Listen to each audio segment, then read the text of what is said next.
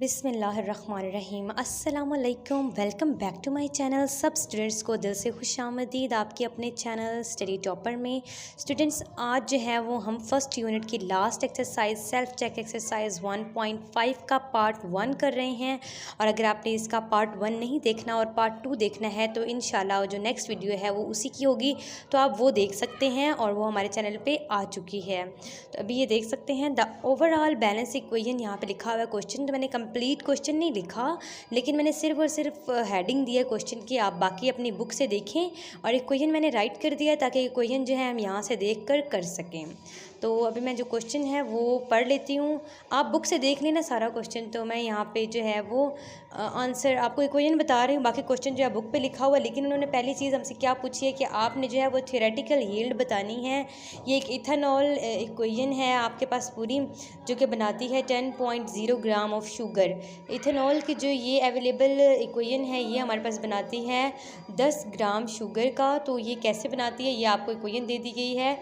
तो part A जो है वो अभी हम सॉल्व करते हैं और पार्ट बी भी जो है वो इसका इधर ही सॉल्व करेंगे। लेकिन इसका जो दूसरा पार्ट है ना वो हम जो है वो अलहदा से सॉल्व करेंगे दूसरी वीडियो में, ताकि वीडियो ज़्यादा लंबी ना हो जाए, इसलिए मैं सिर्फ एक ही जो है वो पार्ट सॉल्व करवाने लगी हूँ। तो इक्वेशन जो सी है उसको आपने ज़रूर लिखना है जिस तरीके से मैं लिख रही हूँ, और आप बाकी जो क्वेश्चन है उसे रीड करें और उसमें जो जो चीज़ पूछी गई है वो यहाँ पर 2 चीज़ें ही पूछेंगी। तो पहली चीज़ जो है वो हम ये फाइंड कर रहे हैं। सबसे पहले लिखा हुआ है मैस ऑफ C6H12O6 गिवन है। इसको हमने लिखना है, ये किसका है, इथेनॉल का है 10 ग्राम। ओके, इसके बाद जो है वो नेक्स्ट चीज़ है हमारे पास मोलर मैस ऑफ C6H12O6। तो जो इसका मोलर मैस है वो हमारे पास क्या होगा, C का जो है वो 12 है, तो आपने लिखना है 12 मल्टीप्लाई बाई 6 प्लस कर देना है, इसका H का 1 है तो 1 मल्टीप्लाई बाई 12, फिर प्लस कर देना है O का 16 है, 16 मल्टीप्लाई करना है, मल्टीप्लाई बाई 6। तो जो इन सबको मल्टीप्लाई और प्लस करने के बाद आंसर आएगा वो मैं नीचे लिख लेती हूँ, नीचे नहीं इधर ही लिख लेती हूँ। 180 ग्राम पर मोल आ जाएगा। जब भी आप मोलर मैस फाइंड करते हैं तो पर मोल आप साथ ज़रूर लिखेंगे, मतलब मोल -1। अब जो नंबर ऑफ मोल्स है किसका, number of moles of C6H12 और O6, जो कि अभी हम फाइंड करते हुए आ रहे हैं, तो इसी का फाइंड करेंगे। तो इनके लिए हमने क्या करना है, mess divided by molar mess कर देना है, तो आंसर हमारे पास आ जाएगा। तो करते हैं mass divided by molar mass. Mass हमारे पास है 10 और मोलर मैस है 180, तो हमारे पास आ जाएगा 0.056 मोल। ये हमारे पास जो है मोल्स आ जाएंगे C6H12O6 मतलब के इथेनॉल के। तो आपने इसको बोल्ड कर देना है, मार्कर की मदद से आपने इसको प्रोमिनेंट कर देना है। अब जो है इक्वेशन या फिर रिएक्शन कह लें, अकॉर्डिंग टू इक्वेशन के मुताबिक अगर देखा जाए तो 1 मोल जो है 1 मोल ऑफ C6H12 और O6 इज़ इक्वल टू हो जाते हैं किसके, ये आपने किसके इक्वल रखने हैं, 2 मोल्स। इधर अगर कुछ ना हो तो 1 मोल होता है, तो 2 मोल्स ऑफ C6H5 और OH। ओके, अब जो है नेक्स्ट स्टेप में हमने क्या करना है, इन दोनों जो वैल्यूज़ हैं 2 और 1 को डिवाइड करना है, लेकिन जो आंसर आया होगा ऊपर वाला उसको आपने नीचे ज़रूर लिखना है। तो अभी मैं जो है वो यहाँ पे लिख लेती हूँ। आपने क्या करना है, ये आंसर लिखना है 0.056 मोल्स ऑफ C6H12 और O6।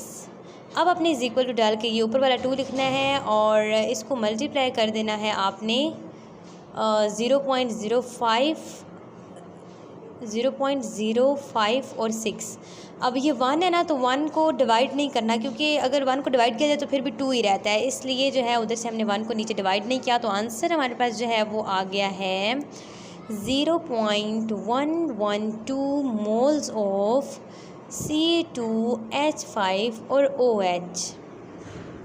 अब हमने क्या करना है, मोलर मास फाइंड करना है।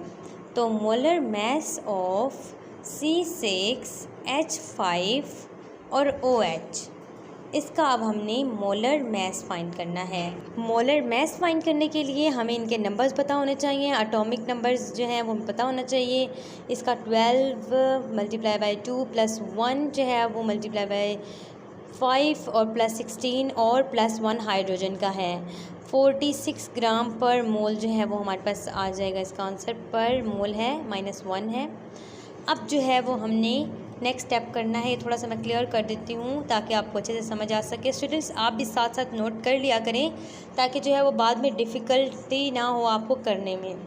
सो मास ऑफ C6H5 और OH, अब इसका मास जो है वो क्या होगा, 1.112 ऊपर से लाया, मल्टीप्लाई कर देना है 46। इन दोनों वैल्यूज़ को आप इसमें हमने मल्टीप्लाई कर देना है, तो आंसर हमारे पास आ जाएगा 5.152 ग्राम। ये हमारे पास जो है इसका आंसर आ जाएगा, यानी कि ये आ जाएगा मास ऑफ C6H5 और OH। हैंस ये अभी आपने एक लाइन लिखनी है, hence theoretical yield is equal to, theoretical yield जो है वो हमारे पास हो जाएगी 5.152 ग्राम। अब जो है वो हमने परसेंटेज यील्ड निकालनी है, जो कि बी पार्ट में पूछा गया परसेंटेज यील्ड का। तो इसको जो है वो हम रेज़ कर लेते हैं और जो है वो हम नेक्स्ट पार्ट कर लेते हैं। नीचे वाला मैं रेज़ नहीं करूँगी, ऊपर वाला रेज़ करूँगी, क्योंकि जो नीचे वाली लास्ट वैल्यू है ना वो हमें ज़रूरत आएगी। जो कि पहले मैंने क्वेश्चन पिछली एक्सरसाइज करवाए थे तो बच्चे कहते थे कि ये आंसर कहाँ से आया है, तो वो मैं इस तरीके से सोल्व करवा लेती थी, जबकि बोर्ड जो है ना वो छोटा है इसलिए जो है वो आंसर सामने नहीं लिख पाती। तो जो पार्ट बी है आप बुक से देख सकते हैं, उसमें जो है वो एक्चुअल यील्ड हमें दी गई है, जबकि थ्योरेटिकल यील्ड जो है वो अभी हमने फाइंड की है। तो एक्चुअल यील्ड में उन्होंने हमें दिया हुआ है 0.664 ग्राम। ये मैंने बी ऊपर लिख लिया है साइड पे करके, ताकि जो है वो आपको समझ आ सके ईजीली। अब जो है वो हमने यहाँ पे लाइन लिख लेनी है, थ्योरेटिकल यील्ड की स्पेलिंग सही लिखिएगा, YIELD है। थ्योरेटिकल यील्ड ऑफ C6H12 और O6 इज़ इक्वल टू, ये जो नीचे हमें थ्योरेटिकल यील्ड लिखी है ये हम लिख देंगे 1.152 ग्राम। अब अगर नीचे से रेज भी कर दूंगी ना तो ये आंसर हमारे पास ऊपर आ गया है। और एक्चुअल यील्ड आपने नीचे लिख लेनी है। एक्चुअल की जो स्पेलिंग है वो है ACTUAL, एक्चुअल यील्ड जो है वो हमारे पास आई है C6H12 और O6 की 0.66 और 4 ग्राम। ये आपके क्वेश्चन में दिया गया है, सवाल में ये एक्चुअल यील्ड दी गई है, आप देख लीजिएगा। सो अब हमारे पास जो है वो परसेंटेज यील्ड क्या होगी, आप परसेंटेज की जगह पूरा परसेंटेज भी लिख सकते हैं। Actual yield divided by theoretical yield. Actual yield को थ्योरेटिकल यील्ड से जो है वो डिवाइड कर देना है, और साथ ही जब हम परसेंटेज फाइंड करते हैं तो आपको पता होना चाहिए कि हम मल्टीप्लाई करते हैं इसे 100 के साथ।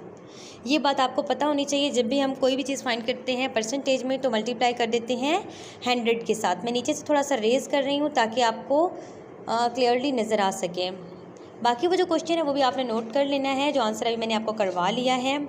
अब हमने इनकी वैल्यूज़ पुट कर देनी है। एक्चुअल यील्ड की वैल्यू है 0.664 और जो है थ्योरेटिकल यील्ड उसकी वैल्यू है 5.15 2 × 10⁻⁴।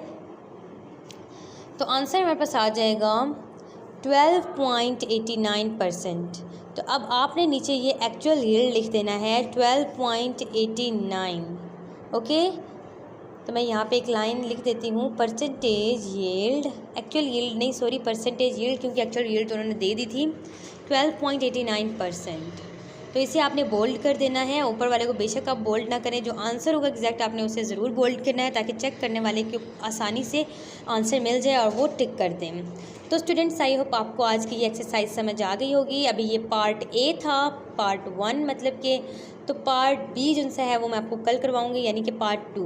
तो स्टूडेंट्स आई होप आपको ये एक्सरसाइज समझ आई होगी। अगर वीडियो पसंद आई हो तो इसे एक लाइक ज़रूर कर दीजिएगा, और जिन्होंने अभी तक चैनल को सब्सक्राइब नहीं किया उनसे रिक्वेस्ट है कि चैनल को ज़रूर सब्सक्राइब कर दीजिएगा। नेक्स्ट वीडियो में मुलाकात होगी, तब तक के लिए अल्लाह हाफिज़।